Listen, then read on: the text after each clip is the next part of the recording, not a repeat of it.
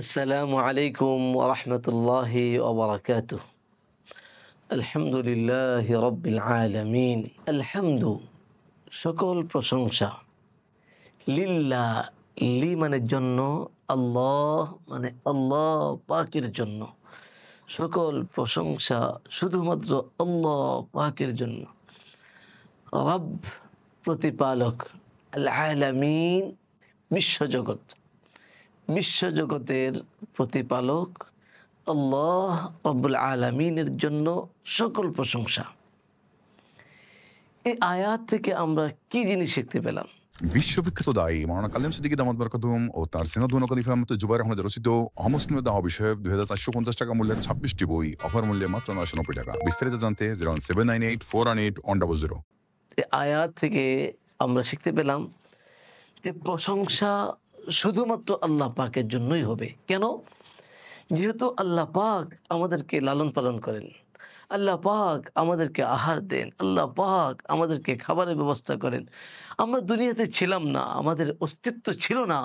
আল্লাহ সুবহানাহু তাবারাকা ওয়া তাআলা আমাদেরকে দুনিয়াতে আসার অস্তিত্ব দান করেছেন। আল্লাহ পাকের পক্ষ থেকে এসেছি। আমরা ঈমান আমাদের ছিল না, আল্লাহ পাকের কাছে চাওয়া ছাড়া আমাদেরকে ঈমানের মতো নিয়ামত দান করেছেন। আলহামদুলিল্লাহি আলা নি'মাতিল ঈমান। যেহেতু আল্লাহ পাক এবং আমাদের খাবার দাবার, আমাদের সব কিছুর ব্যবস্থা আল্লাহ পাকই করেন, এই জন্য প্রশংসা শুধুমাত্র আল্লাহ পাকের জন্য। আরেকটা জিনিস জানতে পারলাম যে আল্লাহ হলেন বিশ্বজগতের রব, শুধু মুসলমানদের রব নয়। বিশ্বের মধ্যে যা কিছু আছে সব কিছুর প্রতিপালক হলেন আল্লাহ সুবহানাহু তাবারাকা ওয়া তাআলা। আমাদের সমাজে একটি ভুল ধারণা রয়েছে। যদি কোনো অমুসলিমকে জিজ্ঞাসা করা হয়, আচ্ছা বলুন তো আল্লাহ কাদের জন্য বা আল্লাহ কাদের? অমুসলিমরা বলে যে আল্লাহ মুসলমানদের আল্লাহ। সাধারণ মুসলমানদেরকে যদি বলা হয় বলুন তো আল্লাহ কাদের, তাহলে সাধারণ মুসলমানরা বলে যে আল্লাহ আমাদের। কিন্তু আল্লাহ সুবহানাহু ওয়া তাআলা বলেন আলহামদুলিল্লাহি রাব্বিল আলামিন। আলামিন বিশ্ব জগতের রব, বিশ্বের মধ্যে যা আছে, যারা আছে, যা কিছু আছে সব কিছুর প্রতিপালক হলেন আল্লাহ। আর অমুসলিম যারা আছে, হিন্দু, খ্রিস্টান, বৌদ্ধ, তারাও বিশ্বের ভিতরে থাকে, বিশ্বের বাইরে থাকে না। তো বিশ্বের মধ্যে তারা আছে, তাদেরও রব হলেন আল্লাহ। আমরা এই আয়াত থেকে শিখতে পেলাম যে হিন্দু, খ্রিস্টান, বৌদ্ধ, মুসলমান যা কিছু বিশ্বের মধ্যে আছে সকলের রব হলেন আল্লাহ। আর আল্লাহ পাকই আমাদেরকে খাবার খাওয়ান, আল্লাহ পাকই আমাদেরকে সকল নিয়ামত দান করেন। এই জন্য প্রশংসা শুধুমাত্র আল্লাহ পাকের জন্যই হবে। আল্লাহ রাসূল সাল্লাল্লাহু আলাইহি ওয়াসাল্লাম আমাদেরকে তারগিব দিয়েছেন, বলেছেন আফজালু যিকরি লা ইলাহা ইল্লাল্লাহ। সবচেয়ে উত্তম জিকির হলো লা ইলাহা ইল্লাল্লাহ।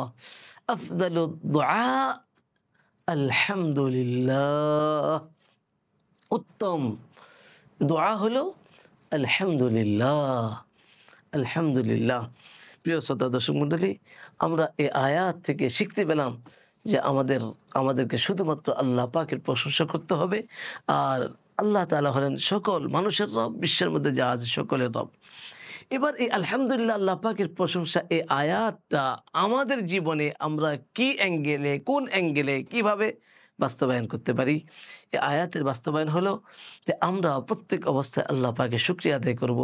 আল্লাহ পাকের শুকরিয়া আদায় করলে আল্লাহ পাকের নিয়ামত বাড়িয়ে দেবে। আল্লাহ পাক বলেন লা ইন শাকারতুম লা আযীদান্নাকুম, যদি তোমরা আমার শুকরিয়া আদায় করো আমি তোমাদের নিয়ামতগুলিকে আরো বাড়িয়ে দেব।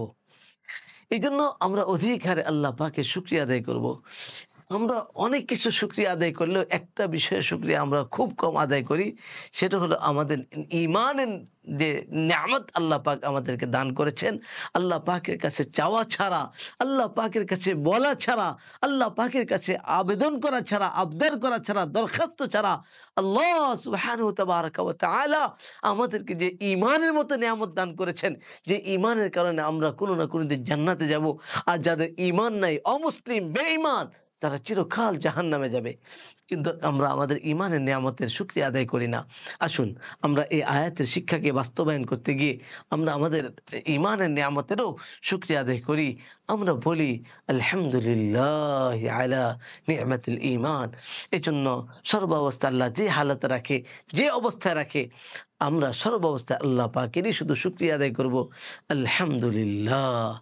আমরা সর্বাবস্থায় আমাদের নিচের অবস্থানকে দেখব আর আল্লাহ পাকের শুকরিয়া আদায় করব। আলহামদুলিল্লাহ। আল্লাহ পাক আমাদেরকে আল্লাহ পাকের খুব বেশি বেশি শুকরিয়া আদায় করা তৌফিক দান করুন। প্রত্যেক কাজের নিয়ামতের শুকরিয়া আদায় করা তৌফিক দান করুন। আখির দাওয়ানা আলহামদুলিল্লাহি রাব্বিল আলামিন। আসসালামু আলাইকুম ওয়া রাহমাতুল্লাহি ওয়া বারাকাতুহু।